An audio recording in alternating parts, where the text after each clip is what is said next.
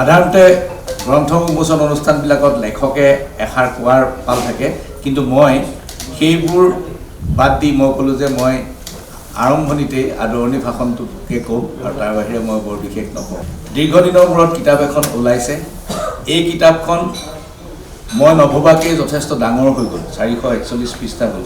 আৰু এই কিতাপখনত মোৰ প্ৰজ্ঞাৰ প্ৰতিফলন নাই, চিন্তাৰ প্ৰতিফলন হয়তো অলপ থাকিব, কিন্তু মেধা বা প্ৰজ্ঞাৰ প্ৰতিফলন তাত আপোনালোকে নাপাব।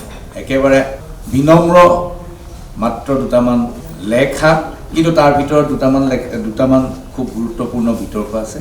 সেই বিতৰ্ককেইটা হয়তো অলপমান গুৰুত্বপূৰ্ণ বুলি মই ভাবোঁ। বিতৰ্ককেইটা আছিল যে লক্ষ্মীনাথ বেজবৰুৱাক কুম্ভিলক বৃত্তিৰ অপৰাধত অভিযুক্ত কৰা হৈছিল আৰু তাৰ প্ৰতিবাদত অসমৰ বুদ্ধিজীৱী সমাজে উবুৰি খাই পৰি 3 মাহ জুৰি এটা বিতৰ্ক চলাইছিল।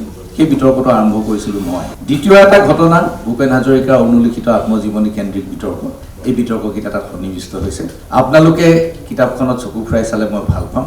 আগৰ দুখন কিতাপ মই লিখিছিলোঁ, ক্ৰিয়েটিভ কাম কৰিব পৰা হ'লে ভাল আছিল, কিন্তু সাংবাদিকতাত থাকি সৃষ্টিশীল কাম কৰাৰ অৱকাশ খুব কমি যায়। সকলোৱে জানে মোৰ সাংবাদিক বন্ধুসকল ইয়াত আছে। গতিকে কেতিয়াবা ভাবোঁ যে মোৰ কিতাপ লিখাটো কিমান জৰুৰী আছিল নেকি বা কিতাপ হৈ উঠিব নেকি, কিন্তু মই কিতাপ হৈ উঠাৰ কোনো চিন্তা কৰা নাছিলোঁ। আজি ৰাতিপুৱাই ময়ূৰ বৰা ডাঙৰীয়াই ফেচবুকত লিখিছে যে কিতাপ এখনৰ প্ৰতি তেওঁৰ কোনো ধৰণৰ নিষ্ঠাৰে তেওঁ কিতাপ এখন হ'ব বুলি কেতিয়াও নাভাবে। তেওঁ কিতাপ লিখা মানুহেই নহয়, কিন্তু অৱশেষত পৰিবাৰৰ একান্ত হেঁচাত এইখন কিতাপ হ'লগৈ। কথাটো সঁচা যে মোৰ